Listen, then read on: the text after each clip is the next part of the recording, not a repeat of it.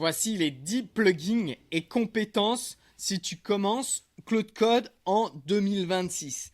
J'aurais adoré avoir ce que je vais te présenter à l'écran.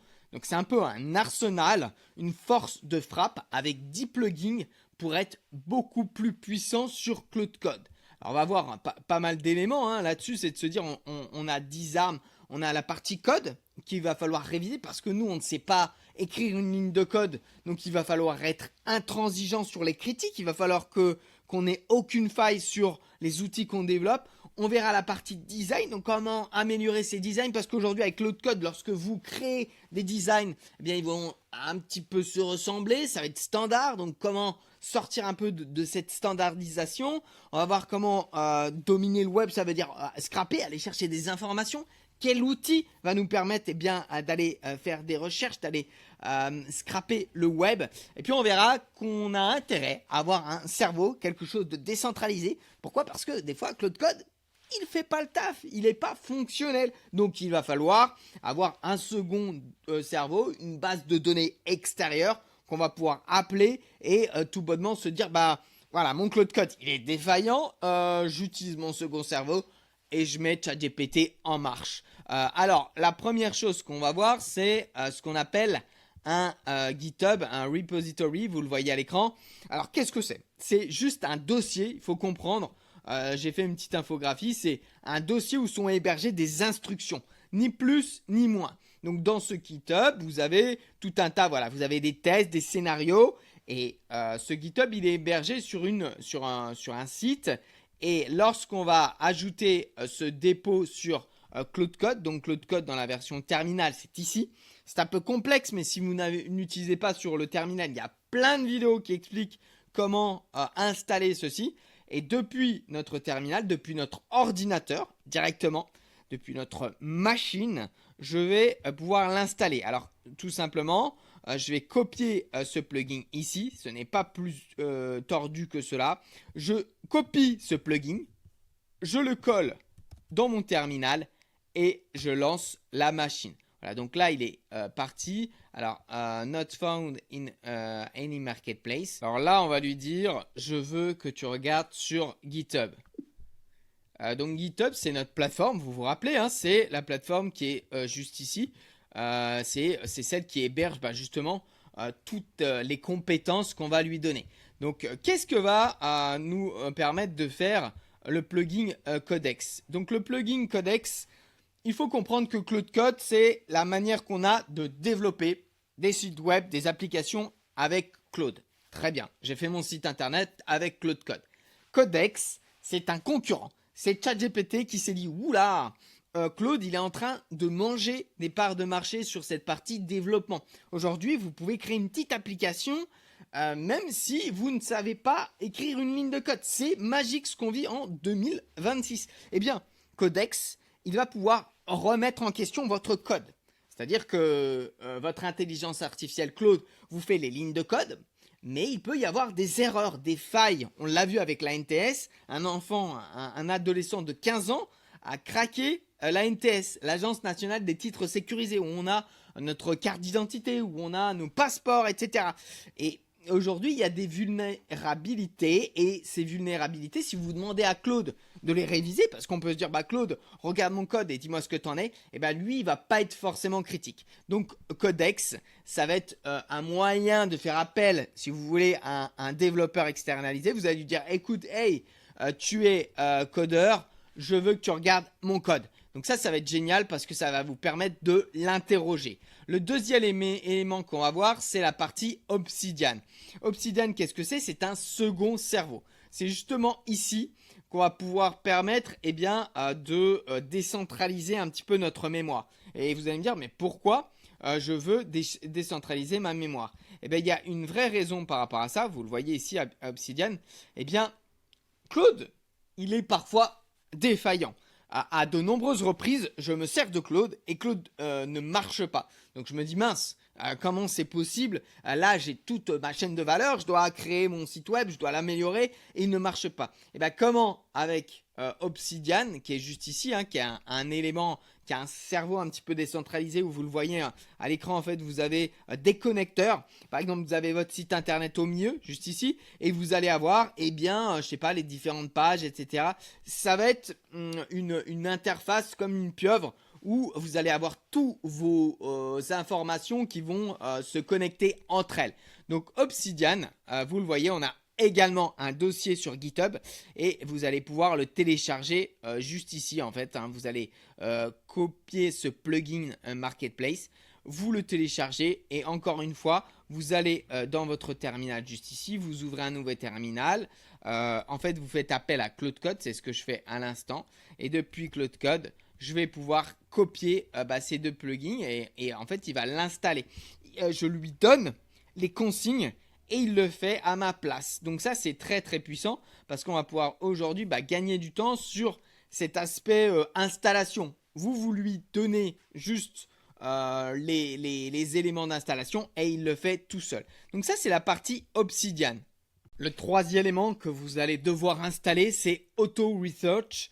Auto Research, qu'est-ce que c'est? C'est un plugin qui va vous permettre d'améliorer ce que vous êtes en train de faire. Il va s'auto-améliorer. Je vous donne un exemple. Vous êtes en train de créer une formation, vous êtes en train de créer un site internet. Eh bien, Auto Research, il va automatiquement se remettre en question. Il va poser des questions sur la manière dont vous faites les choses pour améliorer votre programme ou votre compétence. Donc ça va être automatique, vous n'avez même pas besoin de lui poser la question, ça se fait automatiquement. Donc pour télécharger Auto Research, vous allez pouvoir juste copier cette ligne de code juste ici et encore une fois la placer dans votre Claude Code. Donc vous allez revenir dans votre terminal juste ici, voilà, et vous allez pouvoir placer cette ligne de code qui va vous permettre de générer ce plugin. Ça, c'est la partie Auto Research et c'est très très fort parce que, comme je vous le disais, il y a des failles, il y a des choses qu'on ne voit pas, on n'a pas toujours l'angle de vue opportun sur les programmes qu'on fait, sur les compétences qu'on met en place et Auto Research, il va nous challenger. Très bien, ce dépôt, celui-ci, il va s'adresser à tous les créateurs. Donc avec Claude Code, vous le savez, on peut faire des sites internet. J'ai moi-même fait mon site internet, vous le voyez à l'écran. Je l'ai fait entièrement de A à Z avec Claude Code. Mais ce qu'on s'aperçoit avec Claude Code, si vous lui demandez de créer un site internet pour les formations en intelligence artificielle, il va vous faire quelque chose de standardisé. Et j'arrive à voir de mes propres yeux quels sont les sites qui ont été faits avec Claude Code ou non. Et ce dossier va nous permettre, ce plugin va nous permettre de dénoter, de sortir de la masse et il va vous créer des designs un petit peu à l'image de Stitch. Stitch, c'est un outil qui vous permet de créer des prototypes, vous le voyez à l'écran où j'ai ma typographie juste ici, voilà très bien, j'ai ma police d'écriture, j'ai la manière dégradée que je veux utiliser pour mes petits boutons et passer à l'action. Et tout ça, je vais pouvoir le faire directement depuis notre plugin. Donc, ce plugin, il a pris les interfaces de sites web les plus géniaux, Airbnb, Claude, etc. Et il les a intégrés dans des instructions. Alors, pour l'installer, rien de plus simple. Vous allez descendre un petit peu plus bas. Alors, pour le télécharger, vous allez justement avoir une liste de toutes les intelligences artificielles que vous utilisez, Mistral, Claude, et vous allez pouvoir cliquer sur une des intelligences artificielles et vous allez devoir copier cette ligne que vous voyez juste ici. Vous cliquez sur coller juste ici, là je suis dans Claude et encore une fois je vais pouvoir l'intégrer directement dans mon Claude juste ici, ce qui va me permettre en l'intégrant là de pouvoir l'utiliser après dans mon usage de design. Le prochain outil qu'on va installer sur Claude Code, c'est Firecrawl. Firecrawl, c'est un outil qui va nous permettre de scraper, d'aller chercher de l'information sur le web. Et vous allez me dire, oui, mais Claude peut aller chercher de l'information. Oui, c'est vrai. En revanche, il y a des barrières que mettent les sites internet. Je vous donne un exemple, ils vont avoir des captchas, des éléments qui ne vont permettre de bloquer les robots. Eh bien avec Firecrawl, vous détournez ces bloqueurs et vous allez pouvoir utiliser ce qu'on appelle une CLI. Une CLI, alors regardez un petit peu cet exemple que j'ai imagé. Eh bien une CLI, c'est un peu une ligne de code qu'on va faire à la main, donc une instruction très personnalisée. On va lui dire ouvre ce dossier et lance ce programme. Donc c'est très dirigé, alors que la MCP elle est plus commune. Ça va être un contexte que vous lui donnez. Donc là, la CLI est bien plus puissante que MCP.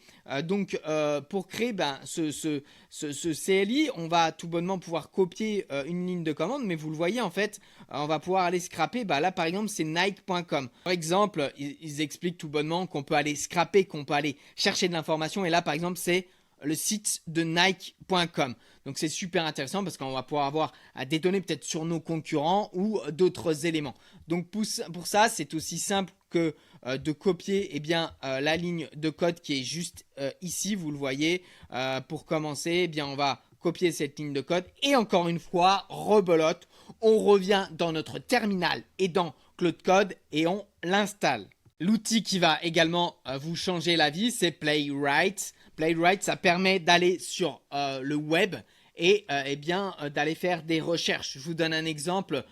Vous êtes sur LinkedIn et vous avez besoin de déployer sur LinkedIn des messages. Playwright, il va prendre le contrôle de votre ordinateur et ce très rapidement. Alors vous allez me dire, mais il y a un outil qui s'appelle Claude Chrome et vous avez tout à fait raison. Claude est rentré maintenant dans le navigateur Chrome. Vous le voyez ici, je suis dans mes extensions. Je vais pouvoir faire appel à Claude. Claude, il est sur le côté. Je vais pouvoir me connecter. Voilà, juste ici. Une fois que je suis connecté, il va faire appel à Claude directement dans Chrome. Je reviens sur mon LinkedIn. On voit que j'ai mon espace LinkedIn ici et que sur ma droite, j'ai une colonne Claude qui s'est ouverte. Et je vais pouvoir lui dire, recherche le profil de Julien Luneau et écrit un message pour Julien en lui expliquant la bienvenue sur LinkedIn. Donc vous le voyez par exemple, là j'ai une petite requête que j'ai fait, je vais pouvoir l'envoyer. Et comment fonctionne Claude ? Claude fonctionne avec des captures d'écran. Donc vous le voyez, tout autour on a un banderait orange qui s'illumine. C'est-à-dire que Claude il va prendre le contrôle de notre approuver le forfait. Donc là on le lance. Il prend le contrôle de notre ordinateur. Vous voyez, je ne fais rien. Et lui va même aller dans des boutons non cliqués. Par contre, la limite à ça, c'est que c'est très long et que c'est énergivore parce qu'il fait des captures d'écran. Là où Claude Code, là où Playwright, lui, se base sur un fondement qui est purement sur le code. Donc, il va regarder l'architecture du code et il va permettre de faire des actions avec le code. Donc là, c'est très très puissant. Encore une fois, pour l'installer, rien de plus complexe que de copier cette ligne de code et de l'installer une fois de plus dans votre terminal. Alors, je me permets de vous couper et de vous dire qu'on a 2 dates de formation. Si vous voulez monter en compétence sur Claude et plus particulièrement sur Claude Code, on a le mercredi 20 mai avec 7 heures de live ou en présentiel et mercredi 17 juin où on va également voir Claude dans Excel, Claude dans PowerPoint. Donc ces 2 dates de formation, elles sont uniques et ça va vous permettre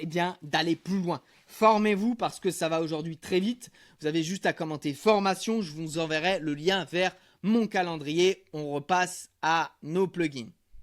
Le prochain plugin qu'on va installer, c'est mon préféré, c'est NotebookLM.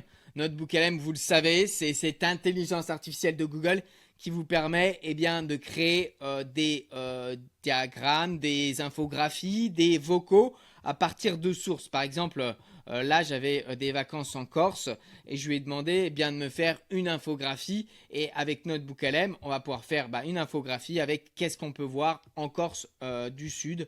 On va pouvoir même créer un audio, on va pouvoir créer une présentation. Donc c'est vraiment un outil surpuissant. Vous le voyez, regardez bien, il m'a fait carrément 7 jours de voyage à Kochi Chavari qui est en Corse. Et pour ça, on va pouvoir installer un CLI, donc bien plus puissant qu'un MCP. Vous allez pouvoir aller dans la fonction README juste ici. Et pour l'installation, voilà, on a juste à copier ces lignes de code et à les intégrer dans notre terminal. Alors le plugin qu'on voit maintenant, c'est comment utiliser les skills.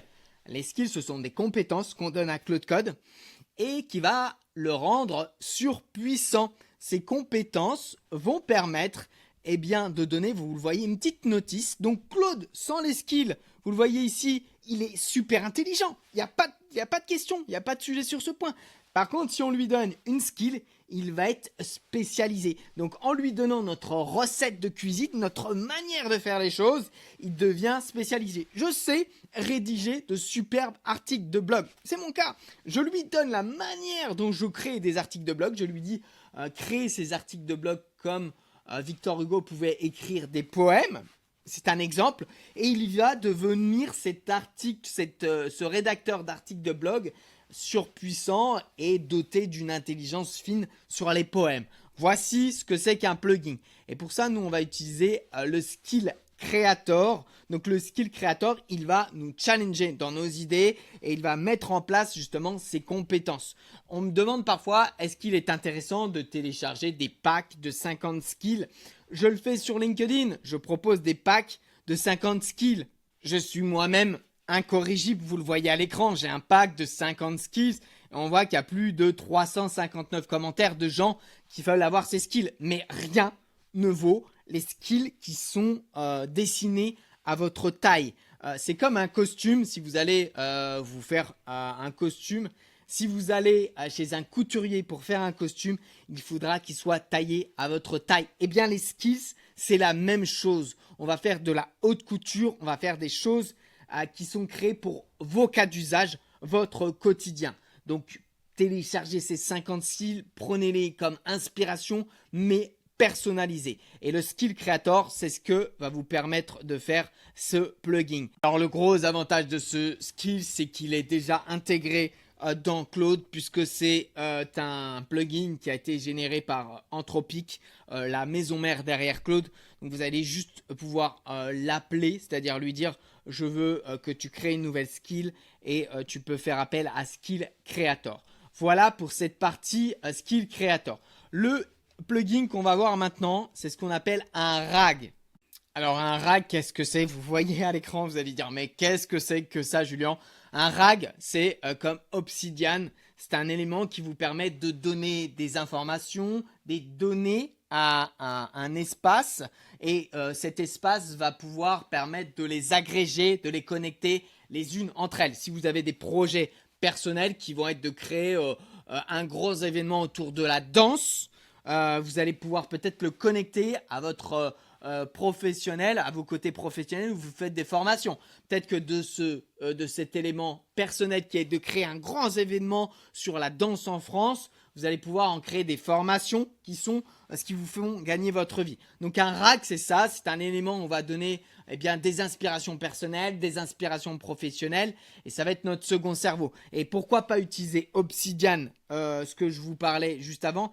Parce que Obsidian, que vous voyez juste ici à l'écran, qui est connecté à mon ordinateur, Obsidian, lui, il va tout simplement se baser sur une petite base de données. Si vous êtes auprès de grandes entreprises, alors utilisez un RAG comme RAG Anything. Et pour le télécharger, pour le mettre en place, quand on a des milliers et des milliers de données, vous avez tout simplement à vous rendre dans ce GitHub et vous le voyez, vous donnez les documents, il va pouvoir analyser les documents et vous donner des graphes et des connaissances sur tout ce que vous lui donnez. Le dernier élément dont je voulais vous parler, c'est le Google Workspace. Alors ça, c'est très puissant. Je vous ai gardé le meilleur pour la fin. Ça va vous permettre d'avoir accès à tout votre espace Google. Donc ça va aller du calendrier à Google Drive au doc. C'est surpuissant. Si comme moi vous utilisez Google, alors j'utilise pour mes mails, j'utilise pour mon calendrier, j'utilise également pour créer des documents, pour vous envoyer des documents, comme ce document que je vais vous envoyer, si vous voulez, tous les GitHub, tous les dossiers qui vont vous permettre de les installer. J'utilise Google Doc, j'utilise Google Sheet qui permet de créer des tableurs. Tout ça, vous allez pouvoir le mettre en phare, le mettre en ligne avec le CLI de Google. Donc regardez les compétences. Google Calendar Agenda. Vous allez avoir la partie Classroom que je n'ai jamais utilisée. Vous allez la partie Drive. Vous allez la partie événements. Vous allez pouvoir ajouter des événements, les supprimer, les modifier. C'est surpuissant. Vous allez en fait avoir depuis Claude accès à tous vos éléments de Google. C'est très très très puissant. Vous avez vu la liste des compétences, des skills qui sont donnés sur ce dépôt, sur ce dossier. Donc vraiment, utilisez-le, téléchargez-le. Alors encore une fois, on va aller dans le README, voilà, vous le voyez ici.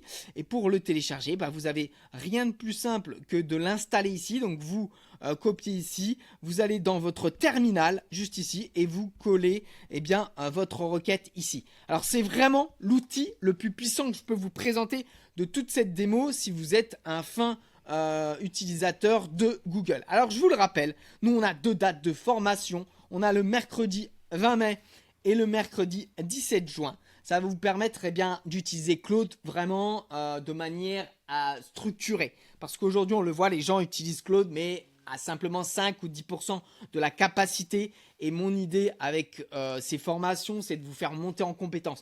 Utilisez ces outils parce qu'on voit de plus en plus de gens qui font appel à mes services. Et ce n'est pas l'IA qui va vous remplacer, c'est le bonhomme qui utilise l'IA dans votre secteur. Il va vous passer devant, il va vous dire « Hey, salut, ciao, moi j'avance ». Donc, utilisez ces outils, il y a vraiment une urgence à se former. Pour ça, vous avez juste à commenter formation. Je vous envoie le lien vers 30 minutes, je vous donne les modalités et le prix de ces formations. Également, si vous êtes une entreprise, on a mis en place ce qu'on appelle un petit audit, un audit d'entreprise où on va scanner votre entreprise, on passe une journée, 2 journées avec vos collaborateurs. On parle avec vos commerciaux, on parle avec votre comptabilité et on va chercher des cas d'usage qui vont vous permettre d'utiliser ces intelligences artificielles. On fait du pratico-pratique. On ne vous donne pas un dossier de 15 pages où vous avez des fabulations. On vous donne des prompts. On vous fait des produits sur étagère. Je vous souhaite à tous une très bonne journée. Formez-vous et je vous dis à très vite.